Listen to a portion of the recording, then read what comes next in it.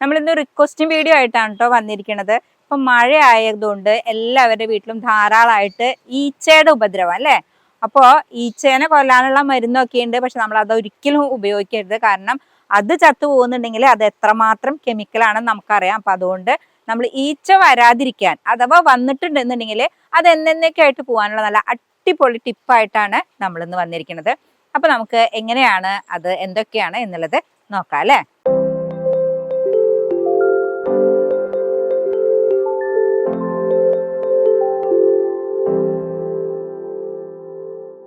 എല്ലാവർക്കും PRS കിച്ചണിലേക്ക് സ്വാഗതം. ഞാൻ നിങ്ങളുടെ സ്വന്തം പ്രിയാമ. നമ്മളുടെ വീട്ടിൽ നമ്മൾ സാധാരണയായിട്ട് ഉപയോഗിക്കുന്ന സംഭവങ്ങളൊക്കെ തന്നെയാണ്. അതായത് നമ്മൾ വീട് ദിവസവും നമ്മൾ അടിച്ച് തുടച്ച് വൃത്തിയാക്കുന്നവരാണ് അല്ലേ. അപ്പൊ ആ തുടയ്ക്കുന്ന വെള്ളത്തില് നമ്മൾ 1-2 സംഭവങ്ങൾ ആഡ് ചെയ്താൽ മതി. ഇപ്പൊ നമ്മുടെ വീട്ടില് ഉണ്ട് മഞ്ഞള്. നമ്മുടെ വീട്ടിൽ പൊടിച്ച മഞ്ഞൾ വേണം കേട്ടോ. നമ്മൾ വീട്ടിൽ പൊടിച്ച മഞ്ഞള് നമ്മൾ 1 ടീസ്പൂൺ, അതായത് 1 ബക്കറ്റ് വെള്ളമാണ് എടുക്കുന്നെങ്കിൽ 1 ടീസ്പൂൺ മഞ്ഞൾ എടുക്കുക. പിന്നെ കല്ലുപ്പ്, പൊടിപ്പല്ല കല്ലുപ്പ് ശകലം കുറച്ച് മതി, ഇത്രയൊക്കെ മതി. 1/4 ടീസ്പൂണൊക്കെ കല്ലുപ്പ് ഇടുക. കല്ലുപ്പ് ഇട്ടതിന് ശേഷം പച്ചകർപ്പൂരം കണ്ടോ, ഇതാണ് പച്ചകർപ്പൂരം. ഈ പച്ചകർപ്പൂരം കൂടെ ഇട്ട് പൊടിച്ചിട്ടിട്ട് വേണം നമ്മൾ തുടയ്ക്കാനായിട്ട്. അപ്പൊ അങ്ങനെ തുടയ്ക്കണത് മൂലം ഈച്ച വരില്ല കേട്ടോ. പക്ഷെ ഒരു ദിവസം നമ്മൾ അങ്ങനെ പെട്ടെന്ന് ചെയ്തു, പക്ഷെ അതുകൊണ്ട് ഈച്ച പോണമെന്നില്ല. മഴയുണ്ട്, സാരില്ല, നമുക്ക് എന്താണെങ്കിലും ഈച്ചയുടെ പ്രശ്നമാണ് നമുക്ക് ഏറ്റവും വലുത്. അപ്പൊ അത് പറയാം. ഇനിയിപ്പോ മഴ മാറിയിട്ട് നമുക്ക് വീഡിയോ പിടിക്കാന്നില്ല. അപ്പൊ മഴയത്ത് നിന്ന് തന്നെ നമ്മൾ പറയാണ്, അപ്പൊ കുഴപ്പമില്ല. അപ്പൊ ഇതേ പച്ചകർപ്പൂരം എന്ന് പറഞ്ഞിട്ട് പലർക്കും അറിയില്ല. ഇതാണ് പച്ചകർപ്പൂരം എന്ന് പറയുന്നത്. നമ്മൾ സാധാരണ കത്തിക്കണതല്ല, ഇത് വേറെയാണ്. അതായത് നമ്മുടെ മുടിയൊക്കെ ധാരാളമായിട്ട് ഉണ്ടാവാനായിട്ട് നമ്മൾ ഇത് പൊടിച്ചിട്ടിട്ട് എണ്ണ കാച്ചും. ആ ഒരു കർപ്പൂരാണ് പച്ചകർപ്പൂരം എന്ന് പറയുന്നത്. ഇതിന് ഒത്തിരി ഗുണങ്ങളുണ്ട്. അപ്പൊ ഇത് പൊടിച്ചിട്ടിട്ട് വേണം നമ്മൾ വെള്ളത്തിൽ ഇട്ടിട്ട് തുടയ്ക്കാനായിട്ട്.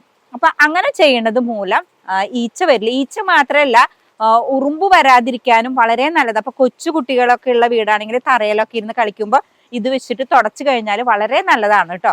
അപ്പൊ നമ്മളിത് അടുപ്പിച്ച് ഒരാഴ്ച 2 ആഴ്ച അടുപ്പിച്ച് ഇങ്ങനെ ചെയ്യുകയാണെന്നുണ്ടെങ്കിൽ തീർച്ചയായിട്ടും ഈച്ചയുടെ ഉപദ്രവം മാറും.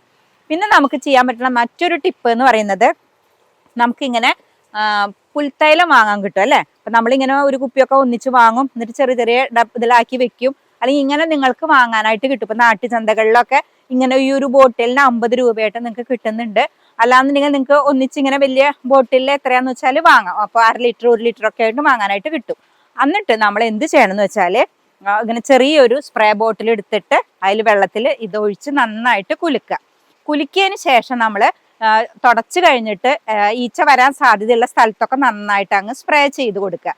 അപ്പൊ ഈച്ച വരുന്ന അവിടെയൊക്കെ നമ്മൾ നന്നായിട്ട് സ്പ്രേ ചെയ്ത് കഴിഞ്ഞാൽ ഈച്ചയുടെ ഉപദ്രവം ഉണ്ടാവില്ല. ഇതും അതെ നമ്മൾ അടുപ്പിച്ച് അങ്ങ് ചെയ്യാം. അപ്പൊ നമ്മൾ തുടച്ചു പോയി കഴിഞ്ഞിട്ടും ഈച്ച വരികയാണെങ്കിൽ ഇതൊന്ന് സ്പ്രേ ചെയ്ത് കൊടുത്താൽ കുറെ നേരത്തേക്ക്, അതായത് 3-4 മണിക്കൂർ നേരത്തേക്ക് ഈച്ചയുടെ ഉപദ്രവം ഉണ്ടാവില്ല. വീണ്ടും ഇത് സ്പ്രേ ചെയ്യുക. അങ്ങനെ ഒരു ദിവസത്തിൽ പലവട്ടം ഇത് സ്പ്രേ ചെയ്ത് കൊടുത്താൽ നമ്മുടെ വീട്ടിൽ നിന്ന് തന്നെ നിശേഷമായിട്ട് ഈച്ച പോകും കേട്ടോ. അപ്പൊ ഈച്ചയെ കൊണ്ടുള്ള ഉപദ്രവം നമുക്ക് കൊല്ലുന്നത് പറ്റില്ല, പക്ഷെ വരാതിരിക്കാനുള്ള ടിപ്പാണ് ഇത്. സൂപ്പർ ടിപ്പാണ്. നമ്മളിവിടെ പരീക്ഷിച്ച് നോക്കി സക്സസ് ആയതാണ്. തീർച്ചയായിട്ടും എല്ലാവർക്കും ഇത് ഉപകാരപ്രദമാവും. ഇനിയിപ്പോ നിങ്ങൾക്ക് ഇതിനേക്കാളും നല്ല ടിപ്പ് വല്ലതും അറിയാമെന്നുണ്ടെങ്കിൽ തീർച്ചയായിട്ടും കമന്റ് ചെയ്യും. അപ്പൊ നമുക്കും അറിയാൻ പറ്റും, മറ്റുള്ളവർക്കും നമുക്ക് പറഞ്ഞു കൊടുക്കാനായിട്ട് പറ്റും. എല്ലാവർക്കും ഒത്തിരി ഉപകാരപ്രദമായ വീഡിയോ ലൈക്ക് ചെയ്യാനും ഷെയർ ചെയ്യാനും മറക്കരുത്. നന്ദി, നമസ്കാരം. മഴ കൂടി നിങ്ങൾ നിർത്തുകയാണ് കേട്ടോ.